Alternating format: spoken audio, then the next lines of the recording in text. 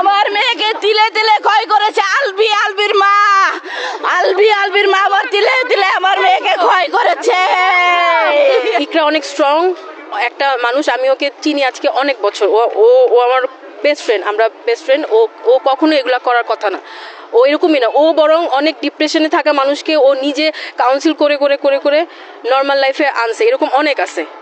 Suicide ও কোনোদিন করার কথা না। তিথি মেয়েটার নাম, তিথির সাথে ওর রিলেশনশিপ আছে আছে আছে নাই, এগুলো নিয়ে আজকে মোটামুটি 2-3 বছর যাবত এগুলো নিয়ে কথাবার্তা। তো ইকরা আগে থেকেই সন্দেহ করতো, বাট আলভি এটা প্রতিনিয়তই বলতো যে না আমরা জাস্ট কলিগ।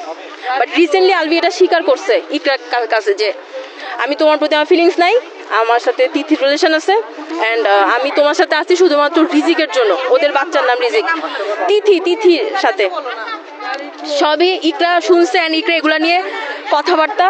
ইকরা এগুলা আমাদেরকে ফোন দিছে, আমরা আমাদের একটা গ্রুপ আছে যেখানে আমরা প্রতিনিয়ত কথা বলি, কানেক্টেড থাকি। ইকরা কান্নাকাটি করছে, আমরা ওরা বুঝাইছি। ইকরা রিসেন্টলি হচ্ছে আলভি শুটিংয়ে নেপালে গেছে, তিথিও গেছে, তিথিকে নিয়ে গেছে।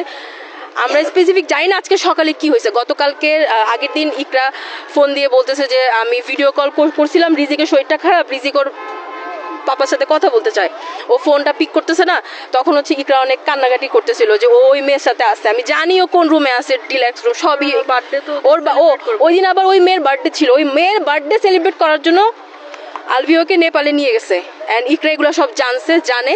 ইকরা তখন ওকে ভিডিও কল দিছে, আলভিওকে স্ট্রেট বলছে যে তুমি আমাকে এখন ইচ্ছা করে মানে রিজিক অসুস্থ এটা বলে তুমি আমাকে মিথ্যা কথা বলতেছো, এখন আমাকে তুমি ডিস্টার্ব করতে চাচ্ছ। এগুলো নিয়ে ইকরাকে ও ওটা ইভেন ওই মেয়ে আলভির ওয়াইফের সাথে হাজব্যান্ড ওয়াইফের মধ্যে এগুলো নিয়ে ওই মেয়ে হচ্ছে পজিটিভ হয়ে ঝামেলা করে, তুমি তোমার বউয়ের সাথে কেন থাকো, এগুলো নিয়ে ওই মেয়ে আলভির সাথে ঝগড়া করে। অ্যান্ড আলভি আবার ওইটার স্ক্রিনশটও আছে। তো সবার আগে আমি আসছি বেসিক্যালি, বাকি সবাই আসার আগে ওর অ্যাসিস্ট্যান্টটা ছিল আর ওর কাজিন ছিল একজন, ইকরার কথা বলতেছি। তো আমি সবার আগে এসে দেখছি লাশটা। এরপর পুলিশও এসে আমার কাছ থেকে নিল স্টেটমেন্ট। আমি তখন জিজ্ঞেস করলাম অ্যাসিস্ট্যান্টকে যে কখন হইলো কি হলো, কারণ আমাদের সাথে 10টার দিকেও সকাল 10টায় চ্যাট হয়েছে মেসেঞ্জারে। নেপালে যাইতে চাইছিল, আর ওর একটা প্রোগ্রামও আছে, ওর একটা প্রোগ্রামও ছিল আজকে ইফতার পার্টি, তো আমারও যাওয়ার কথা ছিল এখানে। তো যখন হচ্ছে কি ওর কাজিন প্রথম আমাকে ফোন দিচ্ছে, দিয়ে বলতেছে কান্নাকাটি করে যে আপু তুমি কিছু জানো। তো আমার কথা হচ্ছে আমি তো যা দেখছি সকালবেলা ও ঠিকঠাক, হঠাৎ কি হবে। আমি ভাবছি হয়তো বা রাগের মাথায় হয় না অনেকে যেটা করে ঘুমের ওষুধ খাচ্ছে, এর আগেও ঘুমের ওষুধও খেয়েছে, কিংবা রাগের মাথায় হাত কাটলো। আমি ভাবলাম যে হয়তো একটু পাগলাম টাগলাম করছে, হাত কাটছে, সেলাই টেলাই লাগবে, হাসপাতালে নিতে হবে। তো আমি অত সিরিয়াসলি নেই নাই। তো আমার কাছে ওর হচ্ছে কি দেবরের নাম্বার নাই, বাসার কারো নাম্বার ছিল না। তো আমি ওকে বললাম যে তুই একটু কন্ট্যাক্ট কর, কারণ আমিও হাসপাতালে তখন পেশেন্টদের নিয়ে একটু বিজি ছিলাম। পরে আমি ফোন করলাম। এরপরে ও যখন জানালো যে এরকম, তো আমার বেশিক্ষণ লাগে না বসুন্ধরা থেকে এখানে আসতে, 10-12 মিনিট লাগে। আমি সবার আগে এসে পৌঁছালাম। আমি ঢুকে তো ওর কাজিনের হাজবেন্ড ছিল বেসিক্যালি, আমাকে দেখে বলতেছে আপু ভিতরে। তো আমি ভাবছি হয়তো ইমার্জেন্সিতে শুয়ে আছে। আমি তখনও না, আমি আসলে প্রসেস করতে, কারণ ও খুব ও কিন্তু ডিফারেন্ট, ও খুব স্ট্রং।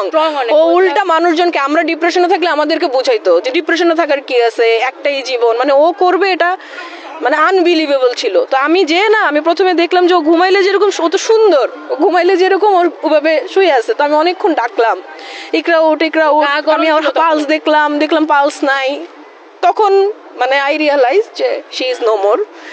যাই হোক, তো এটা পরে আমি অ্যাসিস্ট্যান্টকে যখন জিজ্ঞেস করলাম, অ্যাসিস্ট্যান্ট, আমি মাঝখানে কিছু জানি না কি হয়েছে, অ্যাসিস্ট্যান্ট বললো যে ওকে আমি জিজ্ঞেস করছি যে তোমাকে কে জানাইছে, বলে আমি ঢুকতে অলরেডি ঝুলে গেছে। আমি তোমাকে কে জানাইছে, তুমি তো এমনি জানো নাই, নিশ্চয়ই ওকে কেউ জানাইছে, নাইলে ও পাশের রুম থেকে কিভাবে জানবে যে ও ঝুলে গেছে। তো বলতেছে আমাকে স্যার ফোন দিয়ে জানাইছে, আলভির কথা বলতেছে। যে আমি বলছি কি জানাইছে, বলে স্যার ফোন দিয়ে আমাকে বলছে যে তোমার ম্যাডাম হচ্ছে পাগলামি করতেছে, তুমি তাড়াতাড়ি ওই রুমে যাও। তো আমরা যে হচ্ছে কি ওই রুমের দরজা লক ছিল, ডাম্বেল না কি দিয়ে দরজা ভেঙে, ততক্ষণে নাকি ফ্যানা টানা বের হয়ে গেছে। ওরা নিয়ে প্রথমে সাথে নিয়ে নাকি ওই মিরপুরে ইসলামী হসপিটালে নিয়ে গেল।